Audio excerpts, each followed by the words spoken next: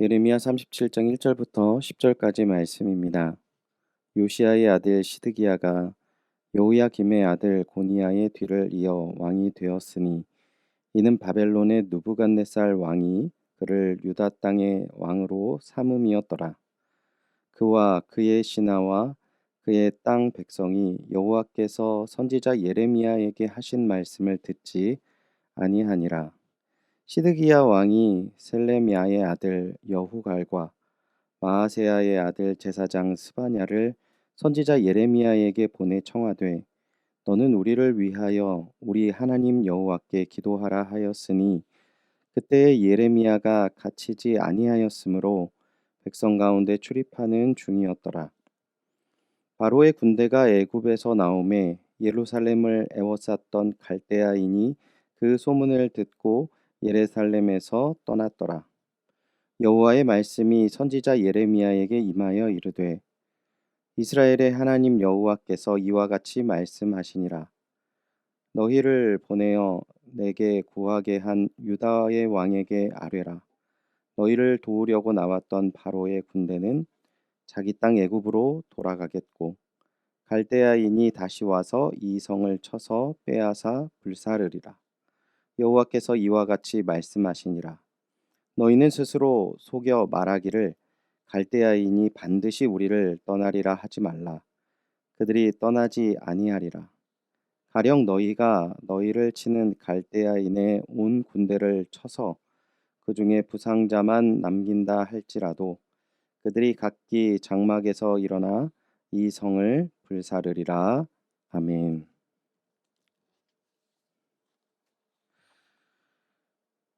나는 언제 하나님을 찾는가라는 주제로 월요일 새벽의 묵상의 말씀 나누도록 하겠습니다. 오늘 본문은 유다의 마지막 왕인 시드기야가 예레미야에게 하나님께 기도를 부탁하는 내용을 담고 있습니다. 성경학자들은 본문의 사건이 유다의 최후가 임박한 주전 587년쯤에 있었던 일로 추정하고 있습니다. 예레미야는 이때까지 약 40년 동안 유다가 회개할 것을 선포하였습니다. 하지만 예레미야는 하나님의 모든 말씀과 경고가 아무런 효과도 발휘하지 못하고 이스라엘 사람들은 돌이키지 않은 상태에서 계속 사역하고 있었습니다. 그런데 오늘 본문 놀라운 일이 일어나게 됩니다. 본문 3절을 보면 시드기야가 하나님께 기도해 달라고 예레미야에게 요청하는 모습을 볼 수 있습니다. 3절을 다시 한번 읽어드리겠습니다. 시드기야 왕이 셀레미야의 아들 여후갈과 마아세야의 아들 제사장 스바냐를 선지자 예레미야에게 보내 청하되 너는 우리를 위하여 우리 하나님 여호와께 기도하라 하였으니 아멘. 본문의 배경을 잠시 말씀드리면 시드기야는 바벨론 사람들이 주전 597년 여호야김의 아들 여호야긴을 바벨론으로 끌고 가면서 새로 세운 유다의 왕이었습니다. 시드기야는 바벨론 사람들에 의해 왕이 되었지만 바벨론에게 충성하는 자는 아니었습니다. 시드기야가 왕이 된 지 10년이 되어가던 588년에서 587년쯤에 바벨론에 쿠데타가 일어났다는 소문이 가나안 지역에 퍼졌고 시드기야는 이것을 기회로 생각하고 바벨론을 반역하고 이집트에게 충성을 맹세했습니다. 즉 그는 이집트가 도와줄 것이라는 것을 믿고 의지함으로 바벨론을 버린 것입니다. 바벨론의 느부갓네살 왕은 쿠데타를 곧바로 제압하고 반역한 유다를 벌하기 위해 가나안 원정에 나섭니다. 유다가 바벨론의 손에 넘어가는 동안 이집트군은 오지 않았습니다. 결국 시드기야는 바벨론군에 포위된 예루살렘 성 안에 갇혀 있는 상황, 그 상황이 바로 지금의 상황입니다. 우리가 시드기야의 모습을 살펴볼 때 이 시드기야는 늘 자신의 판단대로, 감정대로 행동하다가 바벨론군이 예루살렘을 포위하고 자신의 힘으로 해결할 길이 없을 때에 하나님을 찾은 것으로 보입니다. 그리고 어떤 일이 있습니까? 시드기야가 예레미야에게 기도 요청 이후에 내용을 보면 4, 5절 예레미야는 아직 갇혀 있는 상태였고 바로의 군대가 애굽에서 나와 출동하였고 이 소식을 들은 바벨론 군대는 예루살렘을 떠났다. 이렇게 이렇게 내용이 진행이 되고 있습니다. 정리해 보면 기도 요청을 했고요. 바벨론 군대가 떠나가는 상황인 것이죠. 그러니까 기도했던 내용들이 다 이루어진 것처럼 보입니다. 그리고 이렇게 내용이 마친다면 역시 하나님은 엎드린 자들에게 은혜를 베푸시는 하나님이시다라는 생각을 갖게 됩니다. 그런데 7절에서 10절까지의 예레미야가 받은 응답은 전혀 다른 내용이었습니다. 기도의 응답의 내용을 7절부터 10절까지 이해하기 쉽게 세 번역본으로 읽어드리도록 하겠습니다. 나 주 이스라엘의 하나님이 말한다. 너희를 보내어 나에게 물어보도록 한 유다 왕에게 너희는 이렇게 전하여라. 너희를 도우려고 출동한 바로의 군대는 제 나라 이집트로 돌아갈 것이다.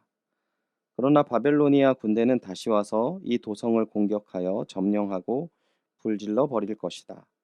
나 주가 말한다. 너희는 바벨로니아 군대가 틀림없이 너희에게서 떠나갈 것이라고 생각함으로써 너희 자신을 속이지 말아라.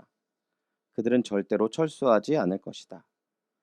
너희를 공격하는 바벨로니아 군대 전체를 너희가 물리쳐서 오직 부상병들만 남긴다 하여도 그들은 각자의 장막에서 떨치고 일어나 나와서 이 도성을 불질러 버릴 것이다. 아멘. 하나님의 응답의 내용이 무엇입니까?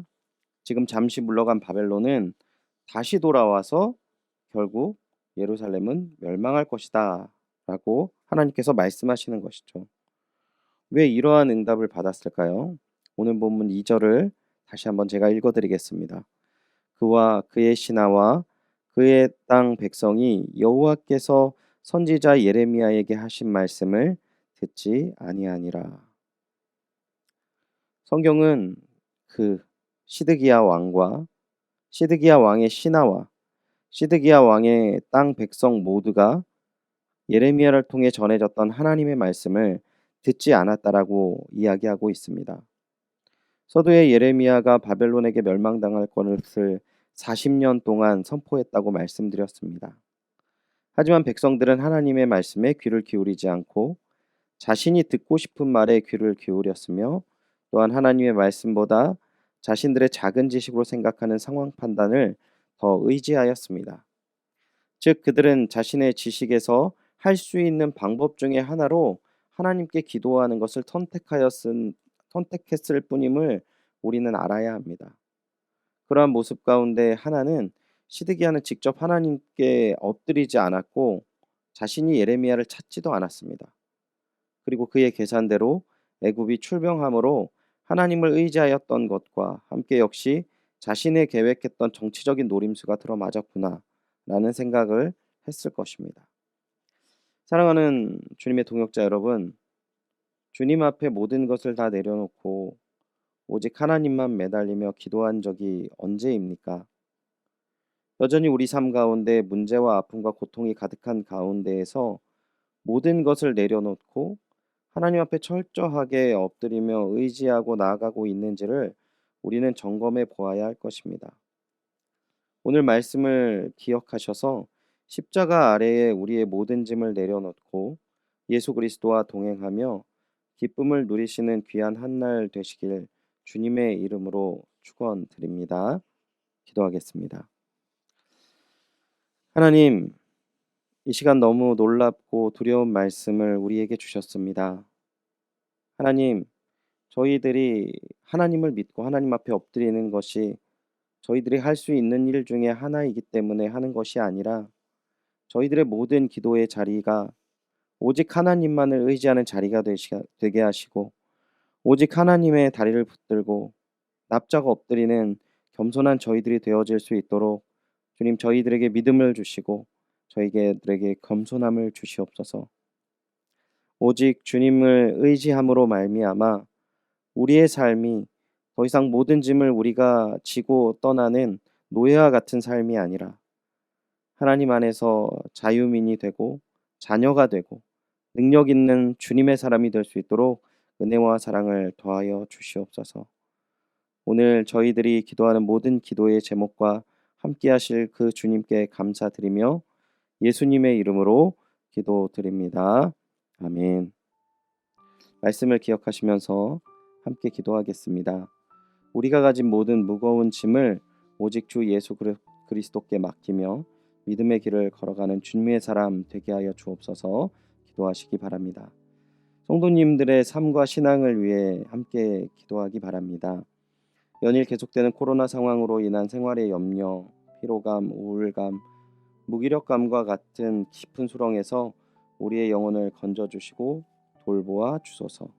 비대면 예배의 편리함이 게으름이 되지 않도록 각자의 자리에서 하나님의 말씀을 더욱 가까이 하고 기도하여 영적 성숙에 이르게 하소서. 코로나 감염의 위협으로부터 성도님들의 삶, 가정, 직장을 안전하게 지켜주시고 두려움과 불안감이 쌓이지 않도록 평안을 주옵소서. 비대면 예배 장기화와 성도 간 교제의 어려움으로 인해 신앙생활이 무너지지 않게 하시고 교회를 위해 기도하는 참된 성도가 되게 하소서. 기도해 주시기 바랍니다. 그리고 담임 목사님을 위해 기도해 주실 때 담임 목사님의 영과 육의 강건함을 위해 기도해 주시고 성령 충만하셔서 힘있게 교회를 이끄실 수 있도록 힘과 능력을 더하여 주옵소서. 기도해 주시기 바랍니다. 장로님들을 위해서 함께 기도하실 때 함께 당회를 이끄시는 장로님들에게도 코로나로 어려운 이 시기 교회를 잘 이끌어 나가시도록 은혜를 더하여 주옵소서. 함께 기도해 주시기 바랍니다. 오늘 선교사님을 위해 기도하실 때는 이웅재 임미경 선교사님의 사역과 가정을 위해서 기도해 주시기 바랍니다. 성경교회 사람들이 우상숭배를 버리고 진정한 주님의 자녀가 되게 하소서. 코로나 상황이지만 글로리아 신학교에 내년 신입생을 보내주소서. 현지인 목회자들을 잘 선정하여 지원하고 많은 교회들을 개척하게 하소서. 내년부터 제2, 제3의 성경교회를 다른 지역에서도 개척하게 하소서. 기도해 주시기 바랍니다. 오늘 환우를 위해 기도하실 때는 우리 특별히 박은래 권사님 갑상선 치료로 인하여서 많이 지치고 또한 어려운 가운데 있는데 이 치료가 잘 되어서 잘 회복되시고 건강함으로 힘있게 신앙생활 할 수 있도록 박은래 권사님을 위해서 기도해 주시기 바랍니다. 우리 마지막으로 수험생을 위해 기도해 주시기 바랍니다. 코로나라는 어려운 상황 가운데 대학 입시를 준비하는 모든 학생들에게 하나님의 지혜와 영육간의 강건함을 주옵소서. 기도해 주시기 바랍니다. 고태영, 고한별, 권순옥, 김민재, 김인준, 김태훈, 박종원, 유재인, 이문영, 이윤석, 이재윤, 전인구, 조은수, 최서연, 최연희, 함동혁입니다. 다 함께 기도하겠습니다.